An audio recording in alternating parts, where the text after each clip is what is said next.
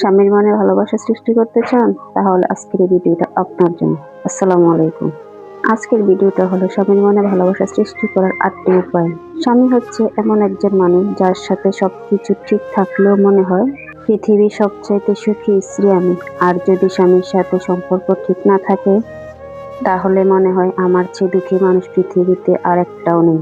তাই স্বামীর মনে ভালোবাসা সৃষ্টি করার জন্য এই উপায়গুলো ট্রাই করতে পারেন। নাম্বার 1, সুন্দর ও আকর্ষণীয় পোশাক পরুন। স্বামী পছন্দ করে এমন কোনো পোশাক বা তার পছন্দের কালারের পোশাক পরতে পারেন। আপনার চুল সবসময় আঁচড়ে রাখুন। আপনি যদি গৃহিণী হন তাহলে রাতের পোশাক সারাদিন পরে থাকবেন না। নিজেকে আকর্ষণীয় করে সাজান। ঘাম বা মশলা জাতীয় গন্ধ থেকে নিজেকে সুগন্ধি রাখুন, কারণ পুরুষরা পরিষ্কার পরিচ্ছন্ন বেশি পছন্দ করে। নাম্বার 2, স্বামী বাহির থেকে ঘরে ঢোকার সময় দরজায় এমনভাবে ছুটে যান যেন আপনি তাই অপেক্ষা করছেন। দরজা খোলার সাথে সাথে হাসি মুখে সালাম দিন। ঘরে ঢোকার সাথে সাথে সমস্যার কথা শুরু করবেন না। তাকে কিছুটা মানসিক বিরতি দিন। গুরুত্বপূর্ণ কথা হলে তার শরীর আগে ম্যাসাজ করুন। যদি ঘুমিয়ে পড়ে তাহলে কথা বলা থেকে বিরত থাকুন। আপনার স্বামী ঠিক বুঝে যাবে আপনি কিছু বলতে চাচ্ছেন। ঘুম ভাঙার সাথে সাথে সে আপনাকে অবশ্যই জিজ্ঞেস করবে। আর যদি না করে তাহলে চা বানিয়ে দুজন খেতে খেতে কথা বলুন। দেখবেন আপনার উদ্দেশ্য সফল হবে ইনশাআল্লাহ। নাম্বার 3, আপনার শাশুড়ির সাথে ভালো আচরণ করুন। যেমন আপনি চান আপনার স্বামী মায়ের সাথে ভালো ব্যবহার করুক। স্বামীকে কথা বলার পর বারবার জিজ্ঞাসা করবেন না, কি ভাবছো? অন্যের কাছে নিজেদের স্বামী স্ত্রীর সমস্যার কথা বলা থেকে বিরত থাকুন। এমনকি সাহায্য বা পরামর্শ চাওয়ার অজুহাতেও না। আপনি যদি মনে করেন আপনার বৈবাহিক সমস্যা আইনানু সমাধান প্রয়োজন, তাহলে এমন ব্যক্তির কাছে যান যে সংশ্লিষ্ট বিষয়ে অভিজ্ঞ, যার মধ্যস্থতা স্বামী স্ত্রীর মধ্যে সুন্দর সময় আছে, অথবা দুজনে অপেক্ষা সম্মানিত সুন্দরভাবে সমস্যা সমাধান করতে পারে। নাম্বার 4, আপনার স্বামী এমন বিষয়ে প্রশংসা করুন যে বিষয়ে সে নিজেকে যথেষ্ট আত্মবিশ্বাস নয়। আপনার প্রশংসা তার আত্মবিশ্বাস বাড়াবে।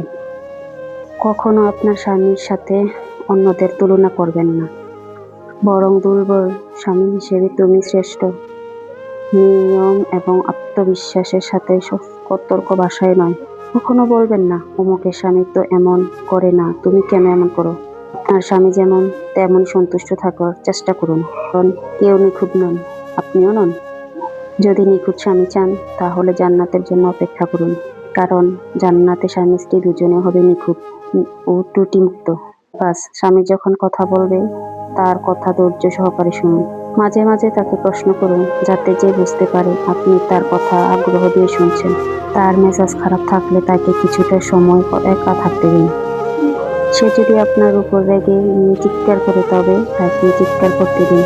সে রেগে গেলে আপনি চুপ করে থাকুন, দেখবেন ঝগড়া তাড়াতাড়ি থেমে যাবে ইনশাআল্লাহ। মনে রাখবেন আপনার সামনেও আবেগ অনুভূতি আছে, তাই সেদিকেও লক্ষ্য রাখবেন। নাম্বার 6, তাকে তার বন্ধুদের সাথে কোনো রকম অসাধারণ ছাড়া কিছুই সময়ে কাটাতে দিন। তবে যদি তারা ভালো মানুষ হয় তাহলে বাহিরে যেতে তাকে উৎসাহ দিন, যাতে সে তাকে ঘরের ভিতরে রেখে আবদ্ধ বোধ না করে। নাম্বার 7, আপনার মনের কথা তাকে খুলে বলতে শিখুন। সবসময় সে আপনার মনের কথা বুঝতে পারবে না, অনুমান করতে পারবে এমন ভাবাটা ঠিক না। বুদ্ধিমত্তার সাথে আপনার সময়টাকে কাজে লাগান এবং আপনার দায়িত্ব সুন্দরভাবে সম্পূর্ণ করুন। এতে আপনিও খুশি হবেন এবং আপনার স্বামীও ভালো থাকবে। নাম্বার 8, আপনার পরিচিত বা আত্মীয় স্বজনদের কাছে কখনো তার বদনাম করবেন না। তারা যদি এই কথা মেনে নেয় বা বিশ্বাস করতে শুরু করেন তাহলে আপনাকে পাল্টা আঘাত করবে। আপনি তখন নিজের হীনমন্যতায় ভুগবেন। কারোর কাছে স্বামীর নিন্দা করবেন না, কারণ আল্লাহ তাআলা বলেছেন, ধ্বংস ওই ব্যক্তির যে ব্যক্তির জন্য যে পেছনে ও সম্মুখে নিন্দা করে। হে আল্লাহ, আপনি পৃথিবীর সকল স্বামীদের মনের যেন ভালোবাসা সৃষ্টি করে দিন। আমিন। আল্লাহ হাফেজ।